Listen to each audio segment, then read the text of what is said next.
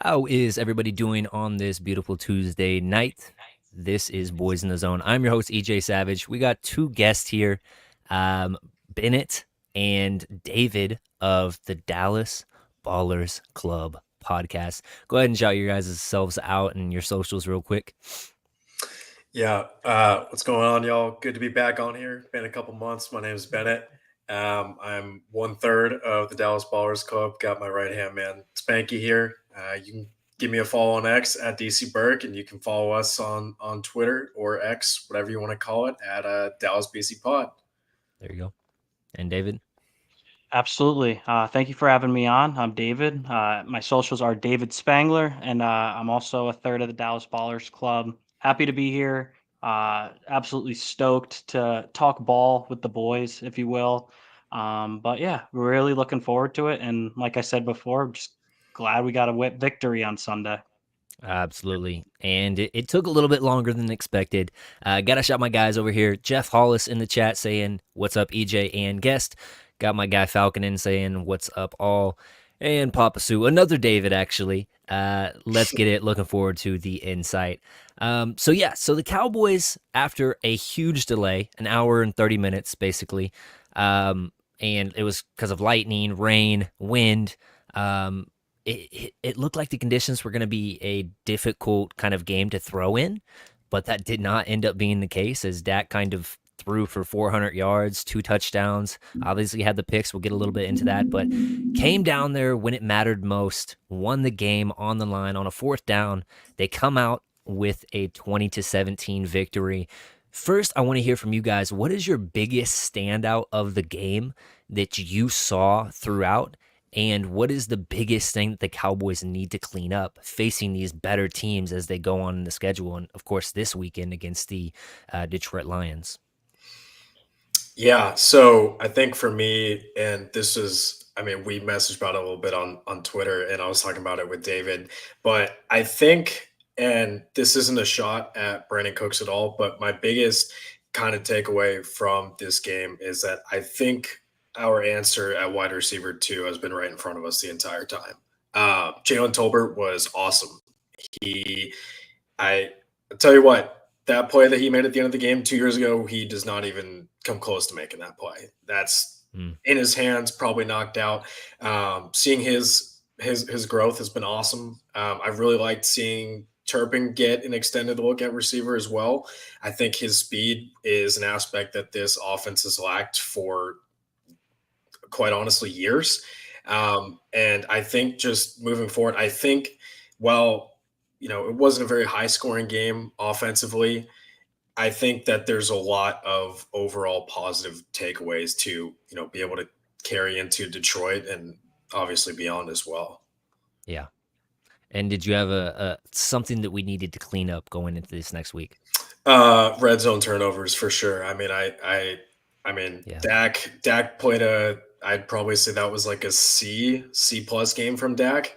I mean, the fumble, I got to watch the all 22 on it, but We got that clip later on in the okay, show. okay, cool, yeah, because I've been Dave and I were trying to figure out if that was was a Dak issue or if that like was a scheme issue or what. So excited to talk about that, but yeah, the fumble can't happen. The miscommunication that Chris Collinsworth tried to make a huge deal out of. Obviously, that's got to be cleaned up. But yeah. I mean, overall, if we can clean up red zone turnovers, I think we'll be in a good spot. Yeah, it's interesting. Before you go, sorry, David, to butt in.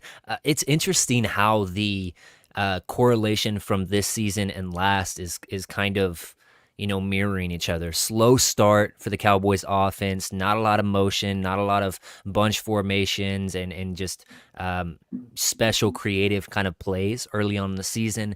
And then the red zone woes was a huge problem last year. You're kind of Right. seeing that kind of ugliness rear its face again. And so I absolutely agree those things need to be cleaned up. David, what was your 2 takeaways, good and bad? Yeah. My good one would definitely be the emphasis on Tyler Smith being one of the top maybe 5 offensive linemen in this league. Mm, He stepped up and played left tackle without any. I don't think I believe Brian Broaddus might have brought it up the other day, but he didn't play a single snap of practice at left tackle this week leading up to the game. He didn't Yeah. play a single snap, maybe even into training camp, not playing left tackle, and he was able to step in and just be a dominant force. And so really the emphasis that we really, really got one in Tyler Smith, and some Cowboy fans need to put respect on him and putting him in the top 5 of maybe even top 3 Dallas Cowboys there are right now. Absolutely. I agree with that sentiment as well.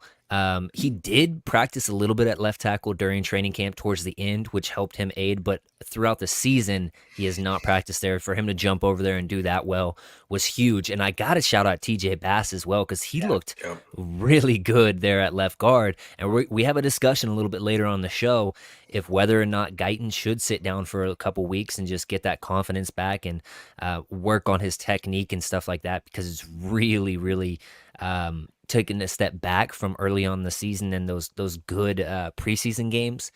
You know, he's had a really tough task early on the season. TJ Watt, Herbig, Garrett, Kayvon Thibodeau kind of gave him the work as well. Mhm. So he's had some good pass rushers he'd had to go up against. But for me, my biggest thing, and I was going to bring up David's comment, more motion, more screens, different running schemes made the offense look more promising going forward. For me, the biggest thing was actually getting a run game going. Rico Dowdle is the clear running back 1 moving forward. I am very interested in seeing what you have in Dalvin Cook, if he's going to be elevated this next week. I think he should. Every single time that Zeke gets a carry, you can see he has the vision, but he just looks like a turtle. He looks like he has 20-pound weights on his ankles. He doesn't have it anymore, despite what some content creators would tell you. I just don't see it. So that's my biggest good takeaway is Rico Dowdle, clear command of running back 1 moving forward.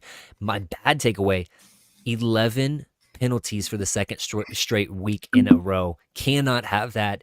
And that's what's really derailed a lot of these offensive drives for us. It's just pre-snap penalties, holdings. CeeDee Lamb had a false start. We just got to get that stuff cleaned up moving forward. I get that we have some dogs on this team that like to hit people, cannot hit people out of bounds. Donovan Wilson. It's just, and we'll talk a little bit about some safety rotation maybe that needs to happen as well later on in the show, but I want to bring up a little bit more comments really quick. O-line played better with Bass in shifts, best it's looked all year. I agree with that. The commitment to Dowdle paid off. He had a great game, minus the fumble at the end. We'll definitely talk about the fumble at the end. I think that was more of a result of a really good defensive play than really Dowdle, but still, I would have liked to see Zeke there. If you have Zeke on the roster, he's on the active day roster, you have to be willing to use him in 3rd and shorts, and they just didn't. Or in that case, a 1st and short. But Tyler Smith is just the best offensive lineman, regardless, left or right, center probably, but no worries, BB got us. Completely agree. Tyler Smith is just a straight dog. Dak needs to stop trying to force the CDs, spray it around, and CDs will come. I agree. I think that noticing with the All-22 and how defenses shift their coverage towards CeeDee Lamb, they do not trust the Cowboys have a weapon opposite of those guys. They're honing a little bit on Jake Ferguson, but not nearly as much as CD. So you've got to figure out some creative ways to get CD more involved in the offense. You saw the jet sweeps and stuff like that early on in that first game, but you've got to have a little bit more of that moving forward. You got to move him inside out and get him in some bunch formations where he can get free releases. Just use that guy because he's so good. Look at how the Vikings use Justin Jefferson. Do that because Justin Jefferson gets wide open, and it's not always because of the route running. It's because of the play concepts that are really allowing him to work and get sprung free. Let's jump into, let me get my spot right here. Let's jump into recapping of the stats really quick.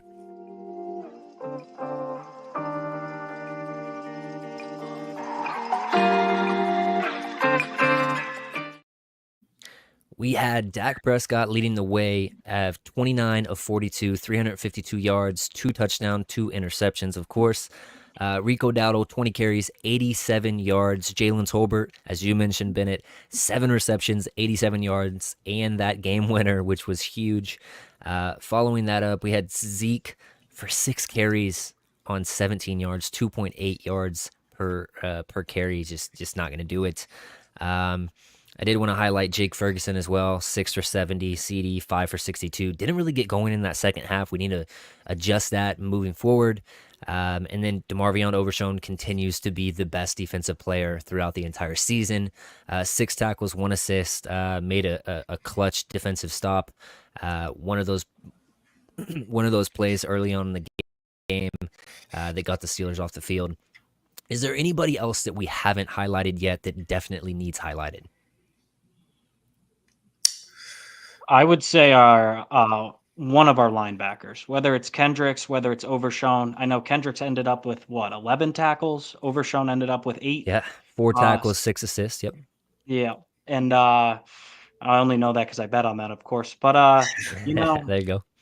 the Steelers, Najee Harris is scary, regardless if you make fun of him being so slow and maybe not aesthetically pleasing, but he is a absolute workhorse. And so finally having linebackers that are able to either get him at the line of scrimmage and a see ball, hit ball linebacker and Overshown. I mean, Bennett can attest to this, that since college, I've been banging the table for a see ball, hit ball linebacker, and finally getting one in Overshown and getting one that adds, I don't know, he just adds a little bit of ego to our defense that although we have Micah, in the cornerback room. Nowhere else really seems to have that ego. So it's good to have that in the middle of the field for once. Mm. My guy Jeff brings up Turpin, and he's actually somebody I was about to just mention because at the opening of the game, the Cowboys elected to receive, and the only returner back there was actually Turpin. And I actually really, really liked that. Mhm. During the Baltimore game, I was in attendance. Justin Tucker continually kicked at Wanye Thomas over and over and over. I would rather have one extra blocker and just have Turpin back there in the middle of the field, run, get that return. He had the opening return for 38 yards, set you in some really good field position. And not only that, but Dak hit him on a crucial third down late in that game for like 37 yards or so. Big time. And I'm not afraid to say it. I think that Turpin is the better version of Brandon Cooks, the deep guy, the guy that kind of has that change of pace in your offense, and you can use him in the slot or in those little bunch formations, let him get the free releases. I really liked what I saw from Turpin, and with Brandon Cooks on IR now, I'm excited for what he can show. Yeah, for sure. Anybody else we want to talk about before we get into some of these clips, boys? I mean, yeah, Turpin was going to be the one that I brought up. I mean, brought him up, when we opened the show. But I mean, he had an awesome game. Other than that, I'd say underrated player who's, I mean, just looked pretty solid so far. And I'm pretty sure, I mean, he's the reason why Damone Clark, I don't even think he played a snap this week, but Yeah. Maris Leofau had a really solid game as well. Continues to just, look more and more comfortable every week. I mean, Collinsworth said something on the broadcast, but I mean, once he really, kind of gets his feet under him, I think the sky's the limit for him. Absolutely. So Dak Prescott, first player ever to throw for a touchdown in the same game on 2 different days. And he also threw interceptions on 2 different days in the same game as well. We're going to look at this first one, which is on October 6th, actually. This is the miscommunication one to CD. Yeah, I just don't know. CD comes to the sidelines, tells Dak basically, jump ball forward, jump ball, I got you. Originally, whenever I first saw that clip, it almost looked like that's some bullcrap. But I'm glad that it was more of just like confidence and, yo, I got you if you do this, instead of arguing, bickering, even though Collinsworth kind of shaded at that. The second one right here was just Dak trying to do too much. I think that Dak thought that he would have that ball right there by looking off the safety as he looks towards the left and then comes back, but the safety just didn't bite on it at all. And he comes across and gets the interception, which was Joey Porter Jr. actually getting the interception. But yeah, those were 2 bad ones. Do you guys want to talk about these at all, or just kind of in agreement with these. Yeah, I believe for the first one especially, this is just on Dak kind of in this offense, just kind of being out of cohesion a bit. They don't seem fully together in the chemistry. I actually watched this film right as I got home from work, and it looked like the Steelers were trying to run a guy onto the field, or they weren't set up or something like that in the beginning of that film.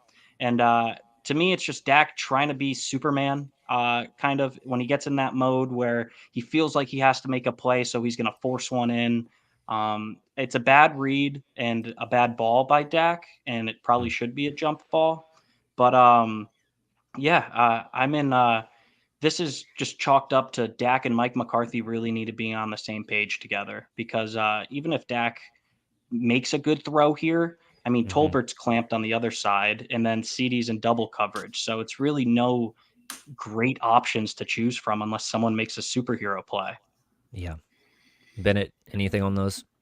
Yeah, I mean, the one thing, and I've been waiting to see the all 22 angle right here of it, but I mean, I couldn't really tell what was going on in Dak's mind. I saw a lot of people speculating on Twitter. Maybe he thought that Watt jumped off sides because he did get a really great jump on this play. So Mm. uh, not sure if maybe he thought he had a free play and was just gonna chuck one up. But I mean, I still, regardless of what it is, at the end of the day, I mean, it's a mental lapse. I mean, he is human. Mistakes happen. I don't really think it's a major deal, but I mean, it is just frustrating that it seems like a lot of the times when he's getting picked off, or it just looks, from the outside like a, bad read, bad throw, it always seems to be going 88. So I don't really know what's going on there, but I mean, maybe it's the reps that they didn't get in training camp and all that, but I don't know. Something needs to be hammered out there for sure. Yeah. I completely agree with that, and it's one of those things that you it's you don't like to see it, but to Jeff's comment right here is, and let me bring it up really quick. Um, Dak took a step mentally as a quarterback. He's had game winning drives, but this one was different to me, and I agree with this because typically when Dak makes some error throws, some interceptions, stuff like that, he starts getting really dialed in with the tunnel vision stuff and doesn't see people on the field. Dak to come back from these two interceptions that were just bad and go and get that game winning play spoke to me in a way that, okay, this guy has more confidence, more cool about him. He's joking with TJ Watt as, he almost got him on the play. I felt like, oh, okay, we're actually going to go win this just by seeing how Dak was joking around and the game is on the line like that. It felt really good, and it gave me a vote of confidence moving forward. Engineered Psycho, sup Ruben, he says, sup y'all, EJ, I'm going to lose my crap this year. 30 years of being a Cowboys fan, and these last 4 have me dying. And then Jeff Hollis also says, just wish that they would let him scramble more. Again, the touchdown pass to Rico, he scrambled and kept it alive. Let him move. Yeah, honestly, if this was like 2016 Dak probably actually scores on that keeper on second down after he recovers the fumble. So, Dak is not the same runner of the football, but I do really wish that they would use him on some keepers, especially just because nobody expects him to keep it anymore. So, definitely like that. I'm going to bring up this fumble play right here. We can all watch it really quick. So Dak's looking right. I truly don't think that he ever sees TJ Watt just because he's so dialed in on whatever that route is, which tells me that that's exactly what he's looking for, that hot route, but it was just covered up too well. Obviously Tyler Guyton still in the game at this point, just bad. You've got to continue to stick with your man. You can't expect him to be pushed out wide when you know your quarterback, if there's pressure, he likes to roll out wide.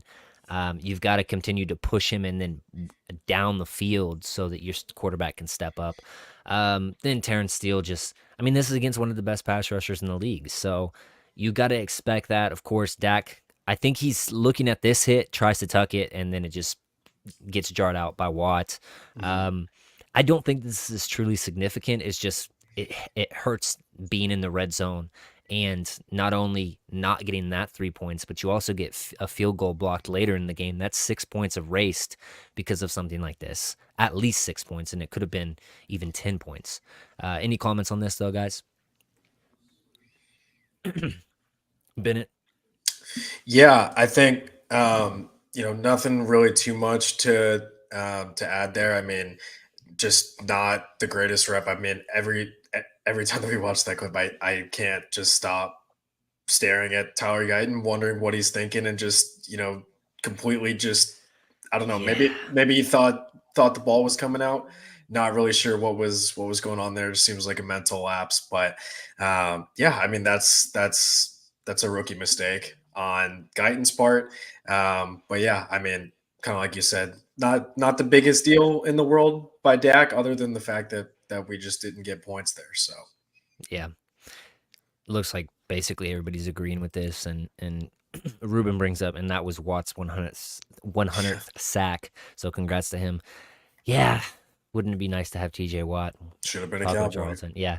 I do want to bring up some of these. Let me see. The Tyler Guyton, or not Tyler Guyton, Tyler Smith at left tackle clips. Let me bring this up. Because, David, you brought it up early on this game. Top 5 offensive lineman in the league. Just the ability to switch at a moment's notice and play this well at left tackle, a position he really hadn't played since some training camp. Just speak on how good this guy is again, and just emphasize it. Yeah, I mean, I know a lot of people, including myself, at the time of drafting him, were really honed in on a specific center who recently went to the what's it called? The Baltimore Ravens. And a lot of people saw the initial stat of him leading the NCAA in holding penalties, and were like, "Oh, why are Mm. we doing this to ourselves again?" But man, it's so impressive to see his progression throughout the years, because rookie year his hand placement was meh, but he just would win in pure physicality. And now he's out. He's stepping on the field knowing he's one of the best, if not the best lineman on the field. Of course, maybe now in Pittsburgh, maybe that's not the case because you have TJ Watt. But when he's on the field with the Giants, when he's on the field with the Panthers, he's stepping onto the field and playing like he's the best player on that field. And just that, you see where that confidence is playing in, because he's Mm. truly just dominating these guys at a position, like you said, he hasn't played since training camp. That's overly impressive for an NFL caliber athlete. And then here's just a great play as he's playing guard, his natural position. You can see Rico's just cuts it back, then follows exactly where Tyler Smith is, and it springs for the longest Cowboys running back run of the season, 12 yards. Woohoo! Yeah, man, I really like how the offensive line is looking, especially when TJ Bass got in there. And I don't know if the true question is sit Guyton completely or move him maybe to right tackle, where he played at Oklahoma and TCU. It's a question, but I just think that you got to get your 5 best guys on the field until your season's done, kind of a thing. You know what I mean? So if you're out of it, of course, develop your young guys. But right now, I think the best thing that Tyler Guyton can do is focus on his fundamentals. His hand placement is huge for that guy. And he has decent feet, but even that has regressed from what I saw during his college tape. So really need to figure out what's happened with Guyton. And then, of course, we've got to talk about the injuries. Let me bring these up. Guyton got injured during that game, of course. Marshawn Nealon out of for 6 to 8 weeks, I think is what the report said. D-Law obviously out with the Liz Frank injury. Micah, possibility of playing this week. He's probably going to extend past the bye. Doubt he goes. Kind of iffy right there. You haven't had Deron Bland all season. Zach Martin got a little bit banged up in this game, got the cramps. Is there anybody I'm missing? Kalen Carson for the past 2 weeks has been Yep. out. Just really injury riddled right now for this Cowboys team, but yet to come out and get this gutsy win, it showed me a lot of things. Now, of course, I'm always critical, always looking to get better, and I voiced that opinion, and a lot of people were coming at me on Twitter for that. But overall, man, it was a really good win in a hostile environment. But out of all of those injuries that has happened this season, honestly, I think none more impactful than the Marshawn Nealon injury. And of course, Mike is going to come back, so I don't really see that as a long term thing. D Law really, for what D Law has been in the past, hadn't been playing up to his standard. Marshawn Nealon, though, was a guy that I really saw his trajectory headed up, and he was going to show you a lot about what your D line was going to look like next year. If you wanted to re sign D Law or not, now you have to wait 6 to 8 weeks before you get that guy back and get some possible answers. So, yeah, I really hate that one. Of course, good news, DaRon Bland is on his way back, possibly for the Lions, maybe on a little bit of a pitch count, but really excited to see that. And we probably got Kalen Carson coming back as well for the Lions, so that will bode well against their pass catchers. Anything else that we would need to talk about from this game in specific, guys? I think you pretty much nailed it. Okay, and I will bring up some of these comments. I believe Travis Frederick changed the culture and mentality of his O-line room. I believe Tyler Smith is going to do that as well. He's a professional, very good, and vocal. Because of the leadership and examples, I have faith in BB and Guyton will be great as well.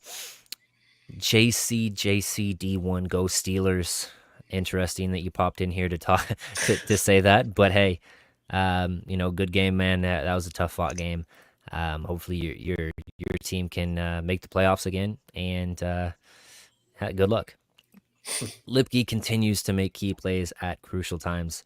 I agree with that one. I think that Lipke has solidified himself as like running back 2 now going forward, unless Dalvin Cook happens to come in here and just show that he's really ready to, be a Cowboy and make an impact. I really think that Hunter Lipke has shown a lot as a pass catcher, as a pass protector and blocker. And I'm surprised that they didn't hand it off to Lipke. Honestly, I thought that was going to be kind of that fullback handoff, quick one that you used to see with Zeke at that fullback position and Pollard behind him. But didn't happen to that point, and unfortunately, Rico fumbled and Dak had to jump on there. But other than that, 2017, the Cowboys come away with their second straight victory, 3-0 on the road this season. And with that, let's jump into this Detroit Lions game. Or let's get this comment. He's our Taysom Hill, just no QB time. LOL. And let me bring this up. Where is that? Oh, actually, let's check these standings for the NFC East really quick.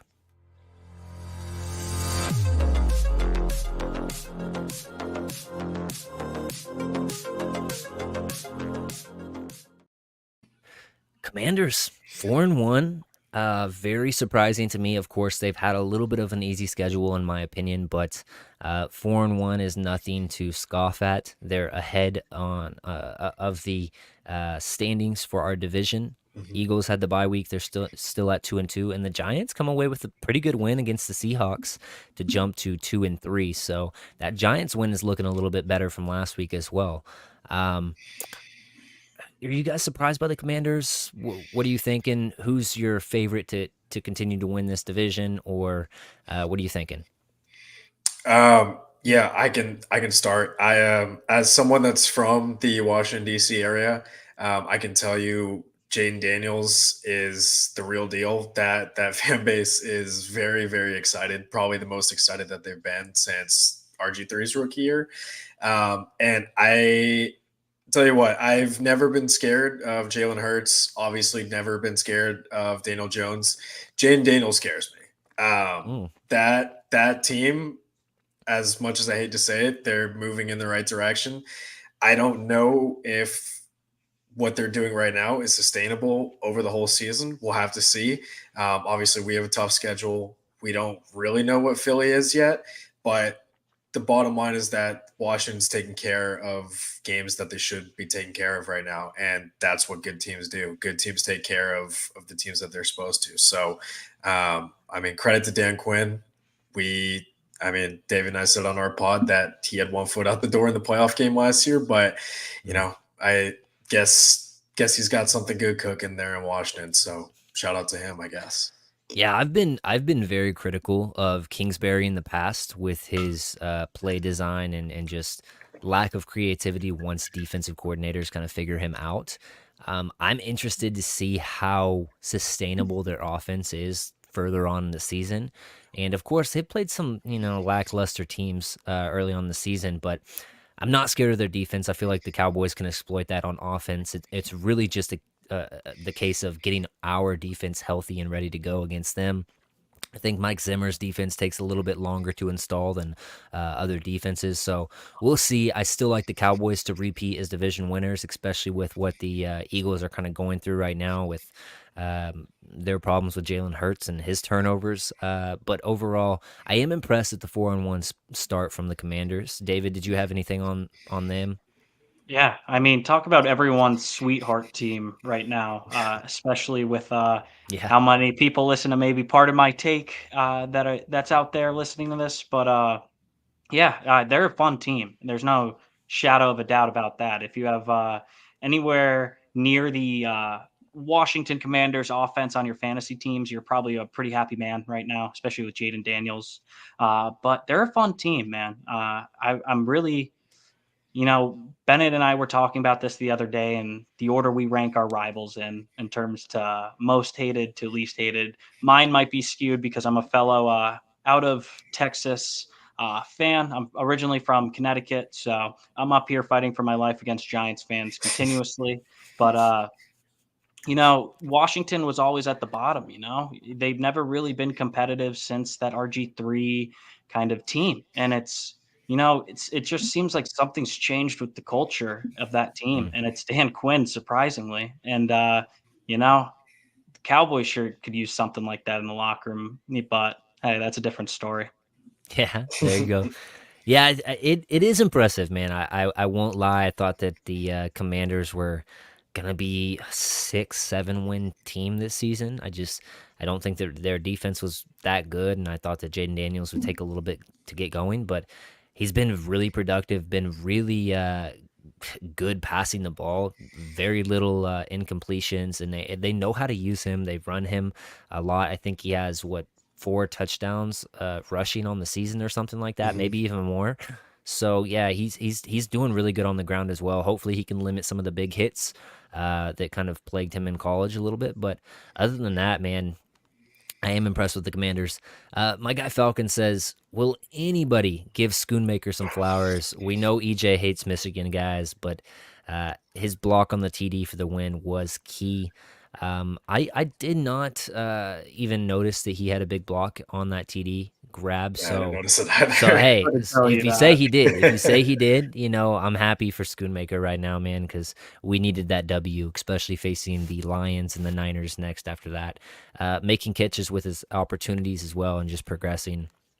Um, I think Jeff Hollis agreed with your Jaden Daniels take, and main thing is they are all buying into DQ.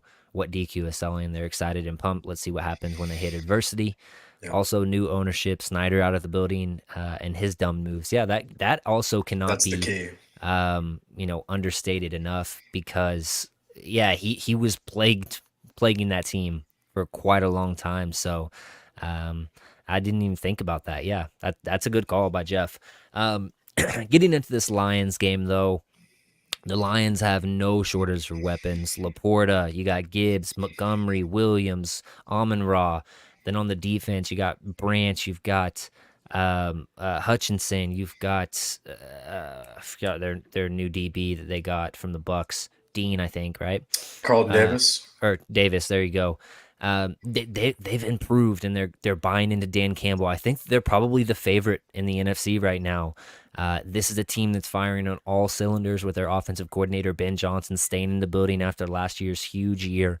I want to say that Jared Goff had like a 17 for 17 game or something like that the other night. Mhm. So he's cooking, and this offense is going to be very hard to slow down. I really think that this might be more along the lines of that Thursday night Seahawks Cowboys game where it's just a straight shootout. You've got to come prepared and you've got to put points on the board to beat this team.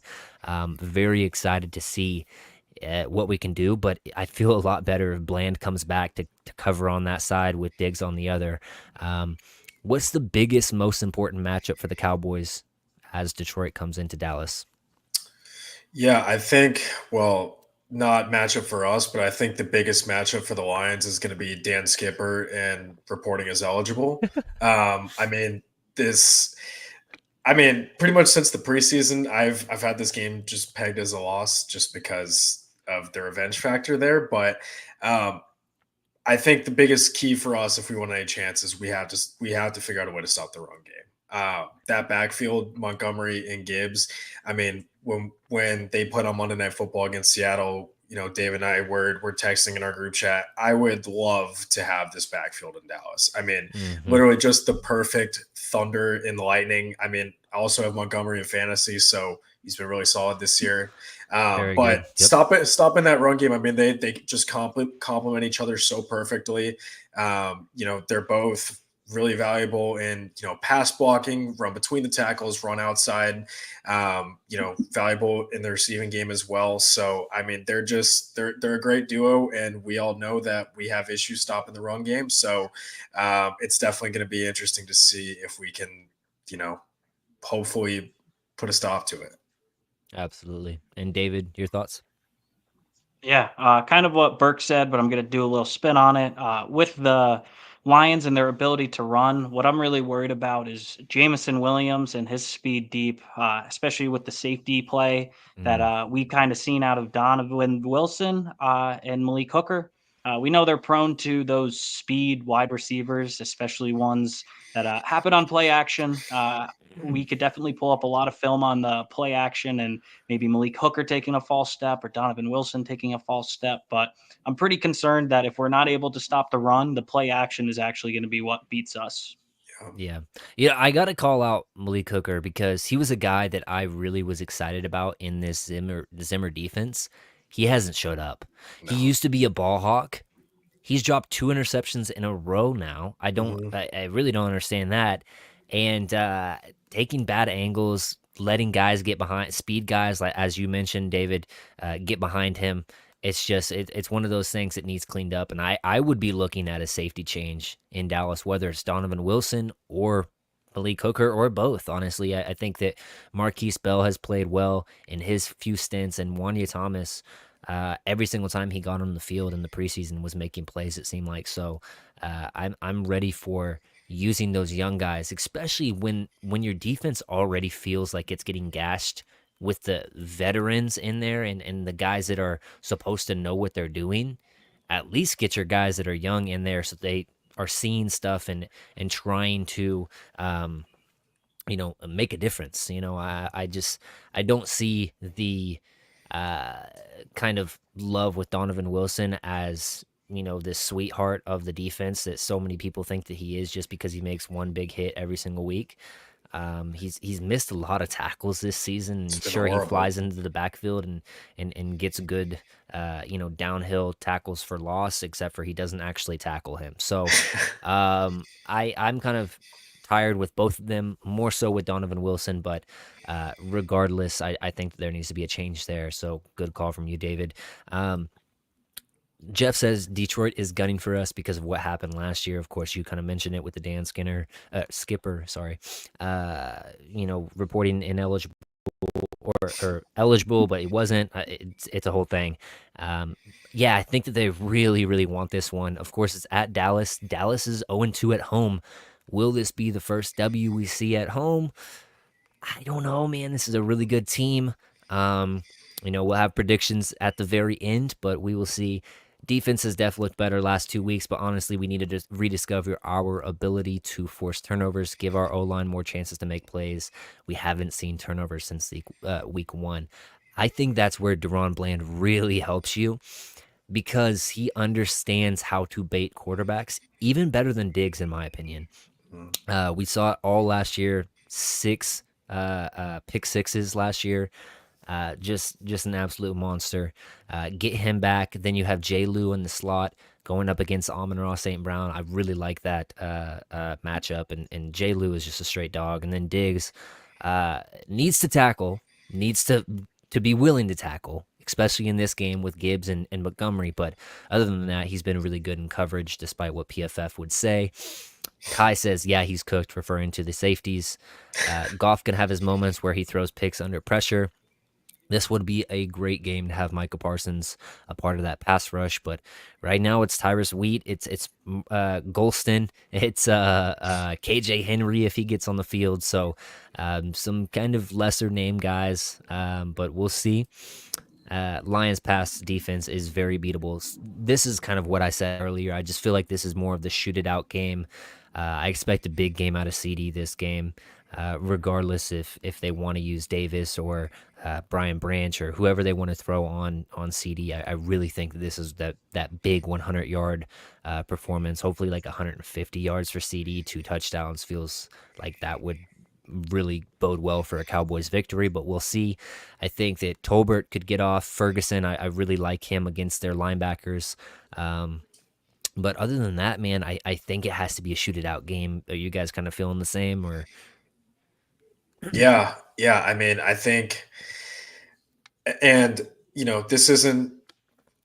I guess just kind of replying to one of those comments. Like, I do agree that our defense has looked better the last 2 weeks, but I also wonder how much of that is a product of the caliber of offenses that we were facing as well. Um, I mean, Giants offense, I guess they've had their moments. I mean, they looked pretty solid in Seattle, but I mean, that offense isn't much of a threat. They don't have a running game.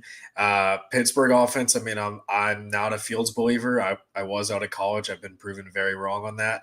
I mean, they took shots downfield, and it seemed like they, had a plan that they were going to try to beat us. Get Fields into space, try to create some big plays, but I don't know. This is a very different offense. I think just in terms of the total package, in terms of offenses that we faced so far this year, I think this is the best.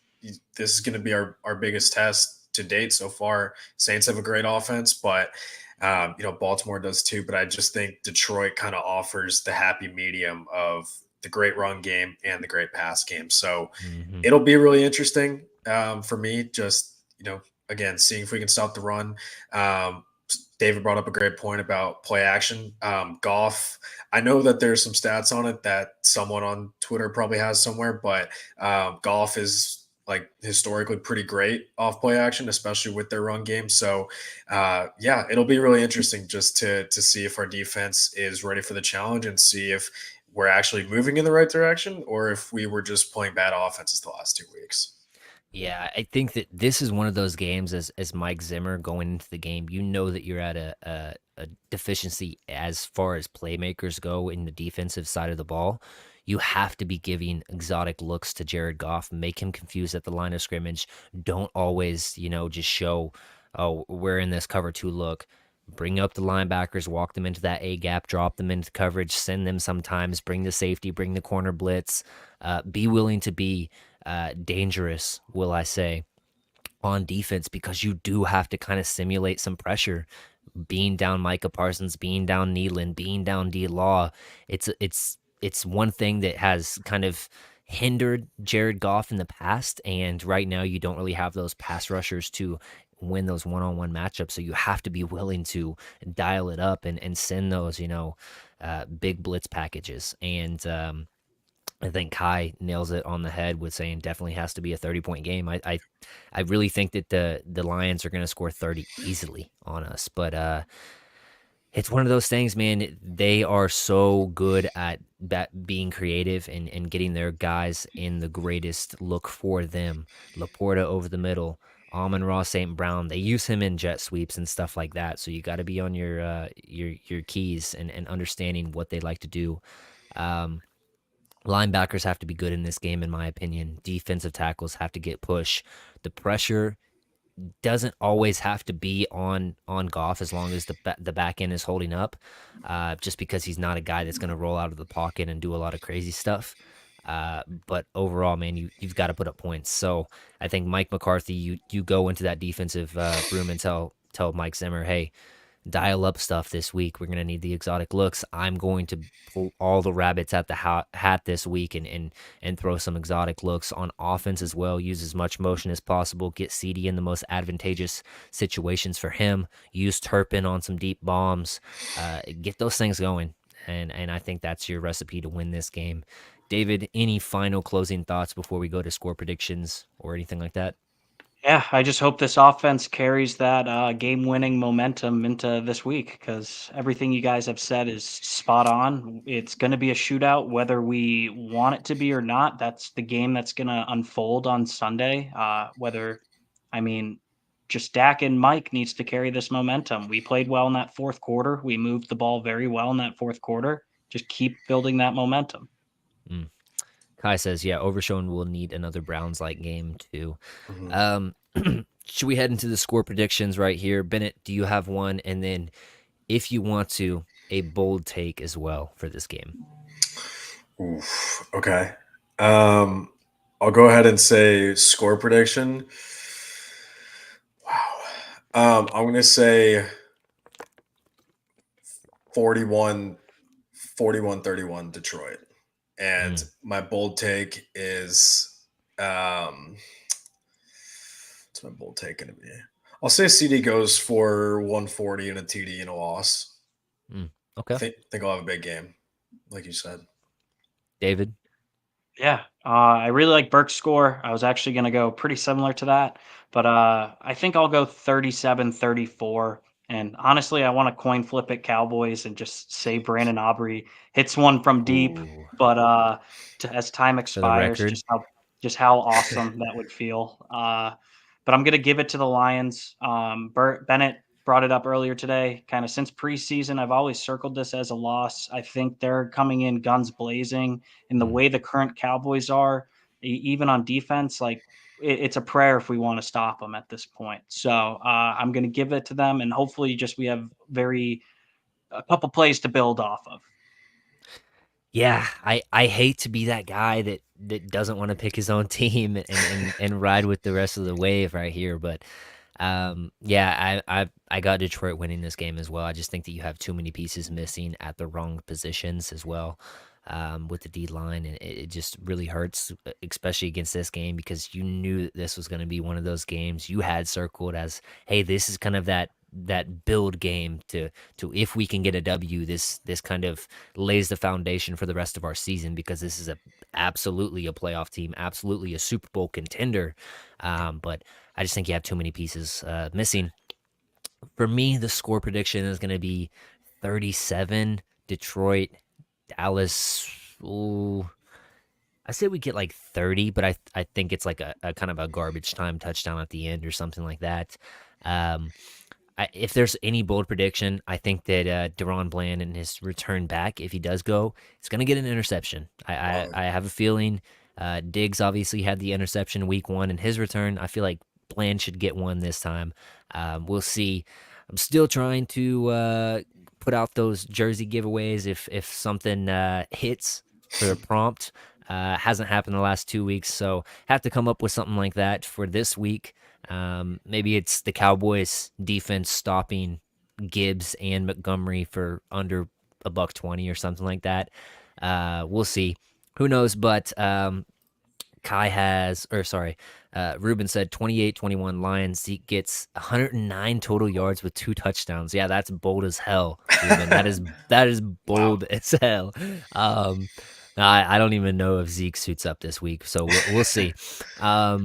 Teams off emotional wins are prone to lose their next game. Play Lions off a bye.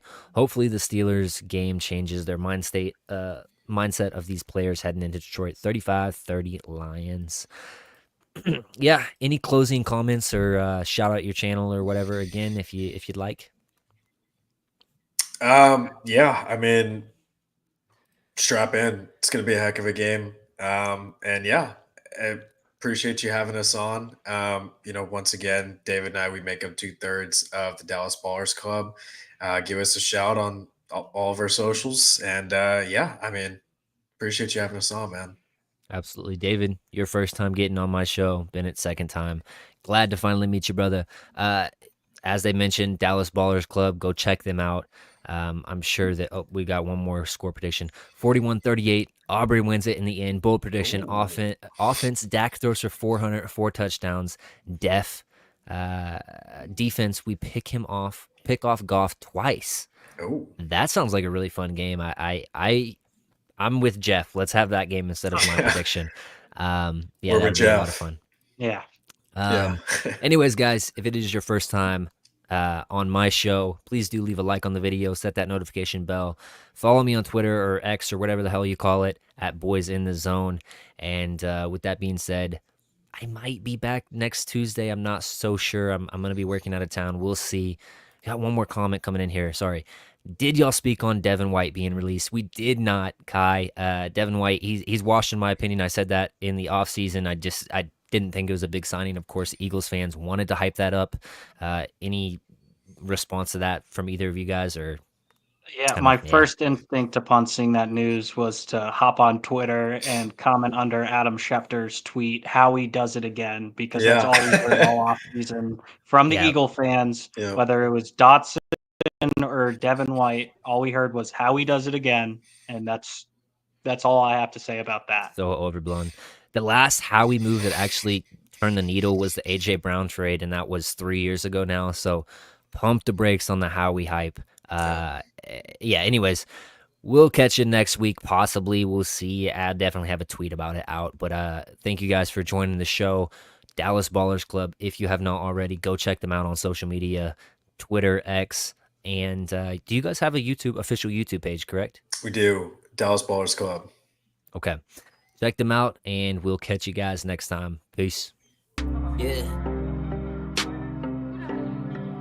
Forget what you got, none of it matters until you don't wear from the top. I'm talking non-stop squad. They've been down with me for years, and none of them asking for squad. Fight out of the gutter, don't stutter. I'm taking my shots. Pop, block out the noise. Some others.